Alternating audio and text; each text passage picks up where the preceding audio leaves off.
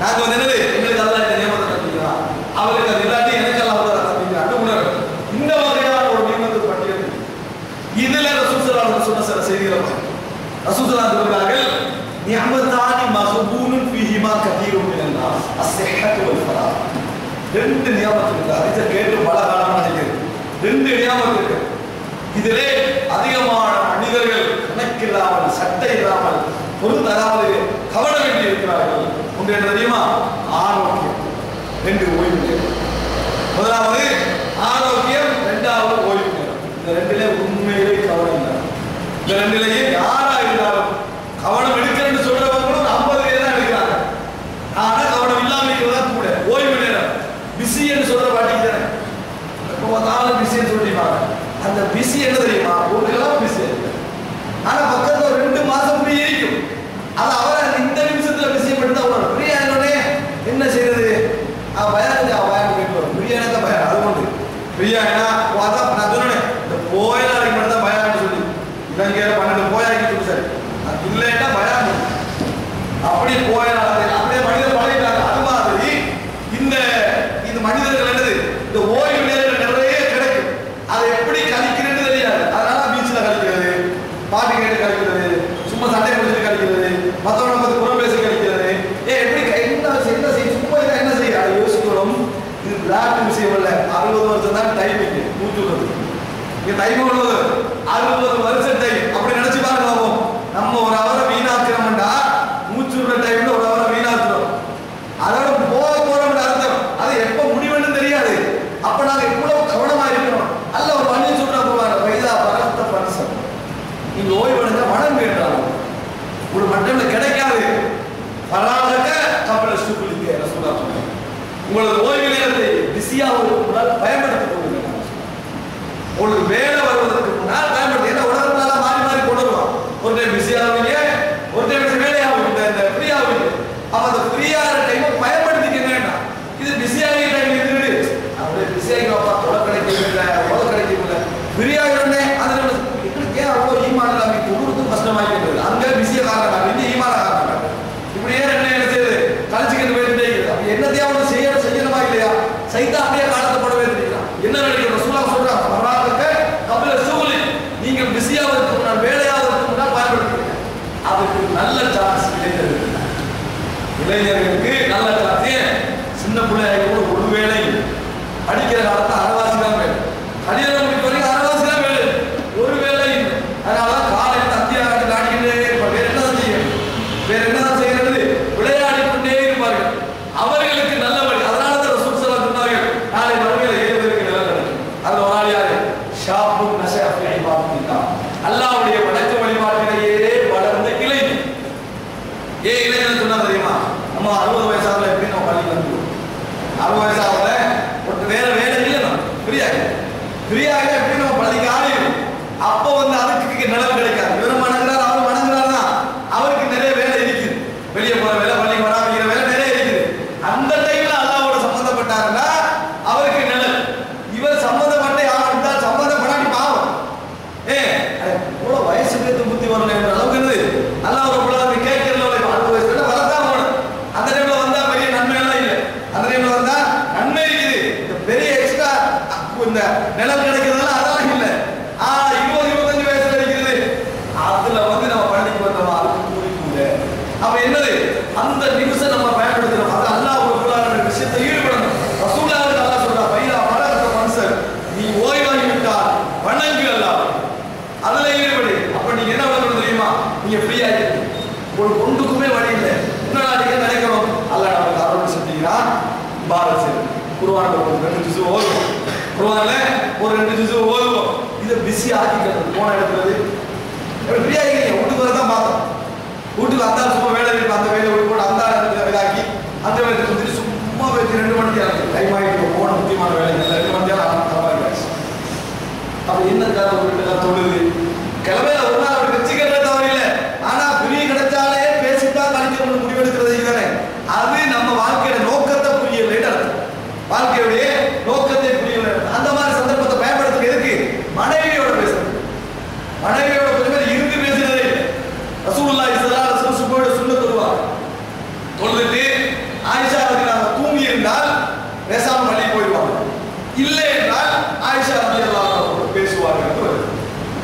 இல்லைன்னா என்னது ஆயிஷா பேசுவார்கள் இதே மாதிரி அவ ஆயிஷா சூப்பர் பாக்ஸில் தூக்கிப்பாங்க அவர்கள் பெண்கள் வழங்கிட்டா அதனால அவங்க தொழுது கடமையான நேரம் பெய்யுது தொழுது கடமையான நேரம் அதான் தூங்கிட்டு இருந்தால் இல்லாது அப்படி வளர்ந்து அப்ப இந்த நேரத்தில் செய்வார்கள் ஆயிஷா ரலியல்லாஹு அன்ஹா அவர்கள் செய்வாங்க ரசூலா பேசுவாங்க இந்த மாதிரி ரசூலா டைம் எடுத்துக்கிறாங்க அந்த இடத்துல பேசுவாங்க 5 நிமிஷம் பேசுறது 10 நிமிஷம் பேசுறது எந்த நேரம் போனாலும் குடும்பத்தோட செலவு விஷயங்களே பேசிட்டு இருக்கிறாங்க செய்யும் நிம்மதிக்காது சும்மா பேசுறதுக்கு அதான் நன்மை இருக்கு நீ மனைவி கொடுத்து ஒரு கவலை பண்ண விட நன்மை இருக்கு அப்ப என்ன ஓய்வு நேரத்தை நம்ம எப்படி பயன்படுத்துவது எப்படி நல்ல முறையில் பயன்படுத்துவது அதுக்கு டைம் மேனேஜ்மெண்ட் ஒரு கோர்ஸ் போட்டு அந்த நேரத்தை வீணாக்கிடலாம் வழங்கிட்டா அதுல வந்து ஃப்ரீ கிடைச்சாவே டைம் மேனேஜ்மெண்ட் போடுறது எங்க டைம் எல்லாம் ஒரு மேனேஜ் பண்ண பெரிய கோர்ஸே தேவை நீங்க ஒழுங்கா என்ன நீங்க டைம் மேனேஜ்மெண்ட் படிச்சாலும் இங்க மேனேஜ் பண்ண உறுதி வந்தா மேனேஜ் பண்ணுவீங்க எவ்வளவு கோர்ஸ் படிச்சாலும் இங்க மாற ஐடியா இல்லைன்னு அதான் சொல்றேன் கொஞ்சம் பேர் ஒரு வீட்டுல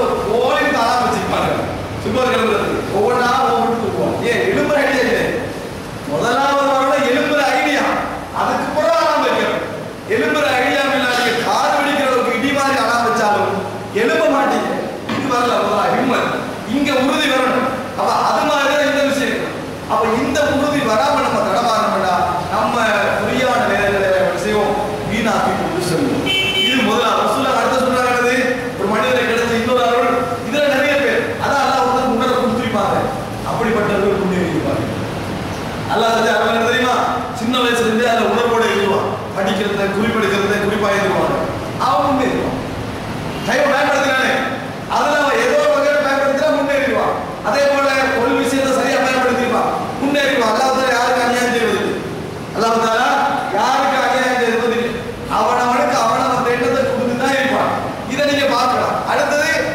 அதாவது சிஹா ஆரோக்கியம் என்று சொல்றாங்க ஆரோக்கியமான டைம்ல கண்டதுல தான் நின்றுட்டு அதுல மொத்தம்பலா தலைகீழா மாறின பின்னால என்னது மொத்தம் பெர்ஃபெக்டா காலம் சொல்றதாங்க எல்லாம் அந்த சாப்பாடு எல்லாம் நினைக்கிறது இந்த மத்த போரைகளை போட்டு நாசமாக்கிறாங்க அது ஒண்ணுதான் நீங்க போட்ட போறே காரணம் அதை வந்து நம்ம அளவா மெயின்டைன் பண்ணி அந்த சாப்பாடை இந்த பிரச்சனை வந்திருக்காது போறதுல போட்டு போரையில காரணம் போட்டு அது நடக்கிற நீங்க பாருங்க பண்ணீங்க உடம்ப ஆரோக்கியம் வைக்கிறது ரசூலுல்லாஹ் அழகான வழிகள் சொன்னாங்க அந்த வழிகள் என்ன ரசூல் ஸல்லல்லாஹு அலைஹி வஸல்லம் முதலாவது சொல்றது வந்து என் உம்மத்துடைய அதிகாலை வேளையில் பரக்கத்து செய்யப்பட்டுள்ளது நேரத்தோட எழுப்புனாதான் உடம்புக்குரிய முதல் சப்ஜெக்ட்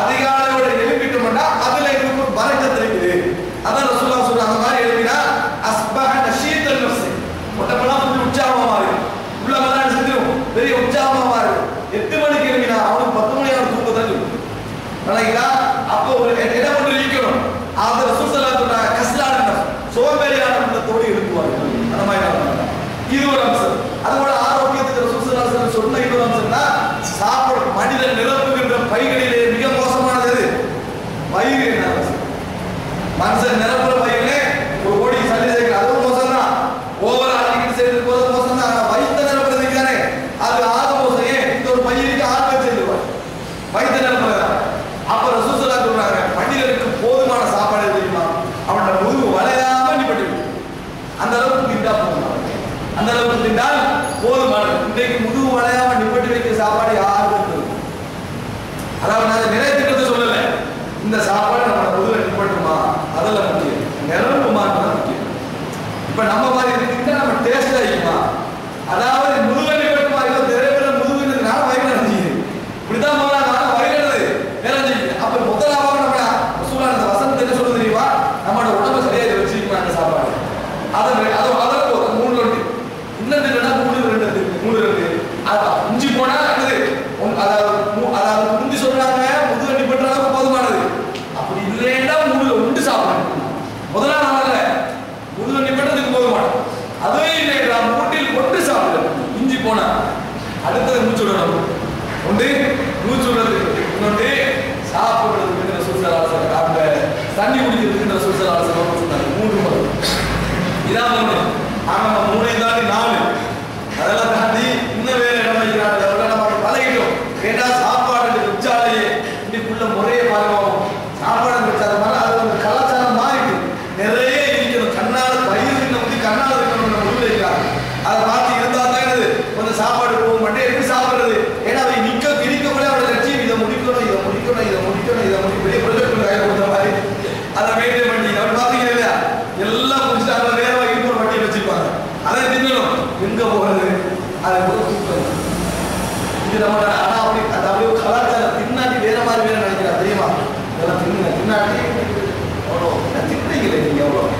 என்ன பாக்குறேன் என்ன தின்ன அப்ப முறையா தின்ன முடியாது.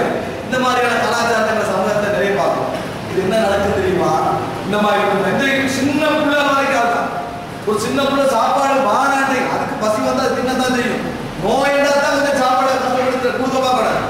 ஒண்ணுமில்லாடி தின்னதான் அப்பட இப்படி தின்னாச்சு புட்டு தேர்த்து அப்படியே தின்ன விட்டு ஆவாங்க. நம்மள பசியில்லாட்டம் சாப்பாடு தான் தின்னு ஆரோக்கியம் இல்லையா பாத்திரமா இல்லையா?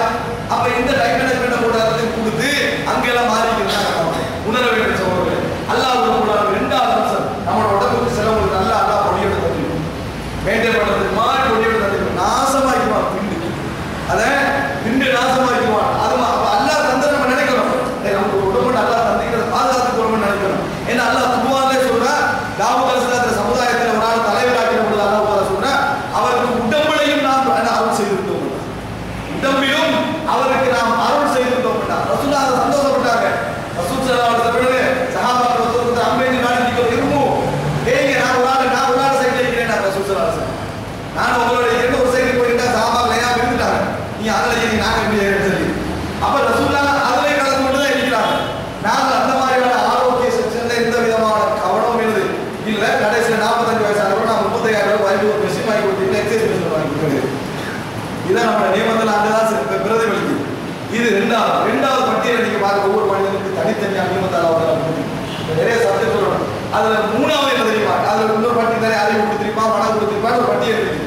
பிரிச்சு மட்டும் சொல்லிடுறேன் யோசிக்கிறேன். மூணாவது அம்சம் என்ன தெரியுமா? நல்ல உணர்வுகள் நல்ல சிந்தனை. இதுதான் உலகத்தில் அல்லாஹ் செஞ்ச நியமத்தில் மிகப்பெரிய நியமம். எது? நல்ல உணர்வுகள் நல்ல சிந்தனைகள். எனக்கு நியமத்து கிடைச்சிருக்குது என்ற உணர்வு தானே அது இருந்தா போது நீங்க நல்லா வாழணும். எனக்கு நியமத்து கிடைச்சிருக்கும் என்ற உணர்வே ஒரு நியமத்தை உங்களுக்கு கிடைச்சிருக்கிற உணரணும் வேண்டாம். நீ அதை அனுபவிக்கணும் வேண்டாம்.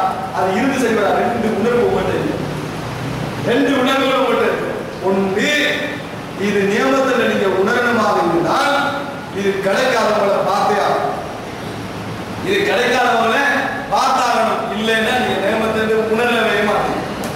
கிடைக்காதவங்களை பார்க்கணும். இது இல்லை இவங்க எனக்கு கீழே கோடிக்கணக்கான கிடைக்கிறாங்க அவங்கள்ட்ட இது இல்லை இது இல்லை இது இல்லை நம்ம பார்க்கணும். எதை பார்க்க தெரியுமா? நான் ஒரு நாளைக்கு 4 நேரம் போடுவேன். அவன் 3 நேரம் இல்லாமல் அந்த வகையில் நான் தான் எனக்கு கீழே உள்ளவன் அதை தான் பார்த்துட்டேன். நான் ஒரு நாளைக்கு அதாவது ஒரு 3 நேரம் தொழுவேன். அவன் தொழாமல் இல்லை அதை விட நல்ல அல்ஹம்துலில்லாஹ் அதான் எனக்கு செஞ்ச பெரிய நியமம் 3 நேரம் தொழுவேன். அதை இப்படி நியமத்தை பார்க்கறது அதெல்லாம் பார்க்கப்படாது. பொருளாதாரத்தில் பாரு சாப்பாட்டுல பாரு அல்லாஹ் தந்திக்கிற நியமத்துக்கெல்லாம் பாரு. அதை விட்டு போட்டு எதை பார்த்துட்டு தெரியுமா?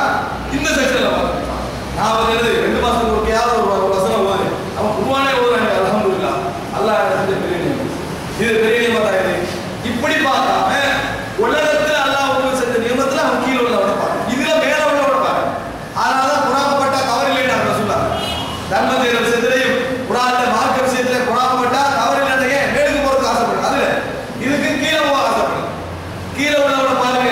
அவனுக்கு அது கிடைக்கல. நம்மளுக்கு அல்லாஹ் தந்திக்கிறான். நம்மளுக்கு நல்ல புத்தியை தந்திக்கிறான். நம்மளுக்கு சீரிய வாழ்க்கையை தந்திக்கிறான். உங்களோட வீட்டு வாசல முன்னால் ஒரு பிச்சைக்காரர் 5 ரூபான்னு கேட்கிறான். ஒரு புள்ள கையில இருக்குதுன்னா நினைக்கிறது என் புள்ள அழகான உடுப்போட நல்ல ஒரு வீட்டில குளிர் அடிக்காம அதுக்குரிய கவரோட வச்சுக்கிறேனே இந்த கொழுப்பு புள்ளா குளிர் அடிச்சு தானே எப்படி பூட்டிக்கிட்டு இருந்தோம். அப்பையும் பிச்சைக்காரர்கள் வீதியில் தான் இருந்தார். அப்பையும் பிச்சைக்காரர் என்னது நம்ம தாங்க முடியாம தடமாறவே அப்பையும் பிச்சைக்காரர் இருக்காங்க வீதியில தான். யாருக்கு நன்மை கூடைக்கு கொடுத்துருக்கா அவங்களுக்கு கூட அப்ப நம்ம நியமத்தை நினைக்கிறோம். இல்ல அல்லாஹ் சோதனை எப்படியா இல்லாம ஆக்கணும். இதுதான் நம்மளோட யோசனை. சோதனை இல்லாம ஆக்கணும். இது நம்மளுக்கு கிடைக்காம ஒரு குரூப் ரோட்ல குத்தி படுத்துட்டு இருக்குது. ஆனா அதுல கை குழந்தை இல்லையா அவங்களுக்கு? அவங்களுக்கும் ஆசைப்படக்கூடிய பிள்ளைகள் இல்லையா? அவங்களோட குத்தி கட்டிக்கிறாங்களே வீதியில. அதை நினைச்சு நம்ம என்ன செய்யணும்? அல்லாஹ் தஆலா புசுக்கு அல்லாஹ் எனக்கு நீ நிறைய தந்திருக்கிறார். அதனால ரசூலுல்லாஹ் இரவுல தூங்க போக சொன்னாங்க. அல்ஹம்துலில்லாஹ்